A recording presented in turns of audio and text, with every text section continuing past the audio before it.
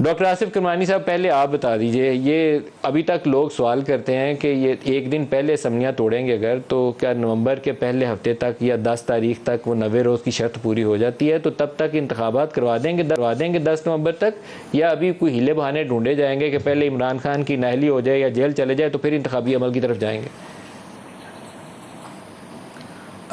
बिस्मिल्लाहिर्रहमानिर्रहीम। शुक्रिया मलिक साहब, आपने बड़ा ही आपका एक कॉम्प्रिहेंसिव इंट्रो था। मेरा तो ख्याल है उसके बाद कोई गुंजाइश नहीं रहती है। हाउएवर, आपने बड़ी एक बुनियादी नुकात जौन से थे उनको समअप किया जो पिछले 75 सालों में यहाँ हो रहा है।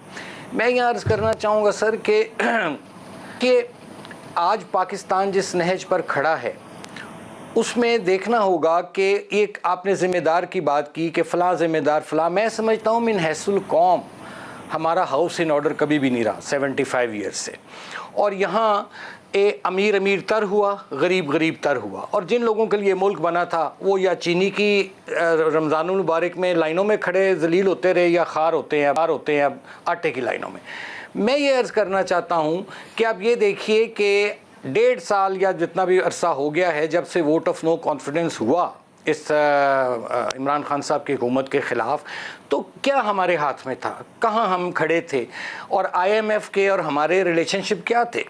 एक ट्रस्ट डेफिसिट था, और उस वक़्त सवाल ये उठता था, हालांकि हमारे लिए बड़ा आसान था और करना चाहिए था कि फ़ौरी तौर पर इलेक्शन में चले जाते, लेकिन चूँकि मुल्क के हालात माशी ये तकाज़ा करते थे कि नहीं भाई, ये हाँ आपको अपना ज़ाती मफाद या पार्टी का मफाद या सियासी मफाद नहीं देखना है, या पाकिस्तान का मफाद देखना है, तो PDM ने यह तय किया कि पाकिस्तान का मफाद अव्वलीन होना चाहिए और रखा उसको। उसके बाद मैं रेपिटिशन नहीं करूँगा, आपके सामने हालात रहे। आपने यह फरमाया कि जी इन्फ्लेशन जो है 28-29% को टच कर रही है। मैं ये सवाल उठाना चाहूँगा कि नवाज़ शरीफ का जो दौर था 2017 से 2013 से 17 तक, हम 18 तक नहीं भी जाते, चलो वो शायद खाकान वाला दौर नहीं करते शामिल, तो ये देखिए 3% या 3.5% पे इन्फ्लेशन थी। लोड शेडिंग ख़ात्मा कर चुके थे नवाज़ शरीफ, दहशतगर्दी का कला कमा हो चुका था, एक अच्छी, और कराची जो कि वहाँ एक स्ट्रीट क्राइम थे वो ख़त्म हो चुके थे। बलूचिस्तान को लोगों को हमने पहली दफ़ा तारीख़ में हुआ कि बावजूद हम अपनी हुकूमत बना सकते थे लेकिन उनको हुकूमत दी पहले 2.5 साल, यानी दहशतगर्दी की कमर टूटी उस दौर में। तो क्या वजह हुई? ये असल सवाल ये है कि क्यों एक अच्छी भली चलती जमहूरी हुकूमतों को यहाँ उनका तख्ते उल्टे जाते हैं।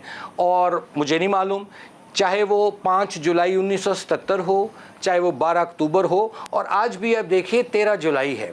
ये वो दिन है जब एक बेगुनाह शख्स अदालत के तलब करने पर अपनी बेटी के साथ आता है और उसके कोई उस पर उसका जुर्म नहीं साबित होता, और उसको सिर्फ़ कुछ लोगों की एक ज़ाती ख्वाहिशात थी और उसको जेल में भेज दिया जाता है। और इस पर अब शवाहिद भी आ गए। करमानी साहब, ये भी बता दें कि 13 जुलाई को जब नवाज शरीफ और मरियम लाहौर में लैंड किए एयरपोर्ट पे, तो शहबाज शरीफ माल रोड के ऊपर रैली निकाल रहे, तो उसके बाद एयरपोर्ट क्यों नहीं गए? सच्चाई के साथ बताएंगे कि क्यों नहीं गए एयरपोर्ट पे उसके बाद? देखिए मैं जहाँ तक समझता हूँ उसमें जो मेरी दानिश में मैं समझता हूँ कि उस वक़्त हो सकता है एक बहुत बड़े क्लैश का ख़तरा हो, जो मैं समझता हूँ, लेकिन हाउएवर जाना चाहिए था। मैं ये इसको जस्टिफाई नहीं करूँगा।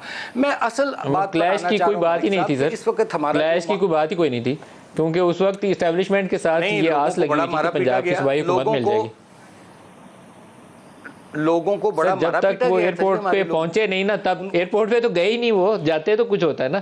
डॉक्टर फिरदौस पे भी पूछते हैं, जवाब बात लंबी हो जाएगी। डॉक्टर फिरदौस आशिकवान साहब से पूछे, डॉक्टर साहब इंतखाबात पाकिस्तान में वक्त पे हो जाएंगे या सर वो भट्टा चौक में हुए थे, वो बहुत बात की बात है। उस वक्त तक शहबाज शरीफ मॉडल टाउन भी जा चुके थे। शहबाज शरीफ भट्टा चौक में वहाँ क्लैशेज में हिस्सा लेने नहीं थे।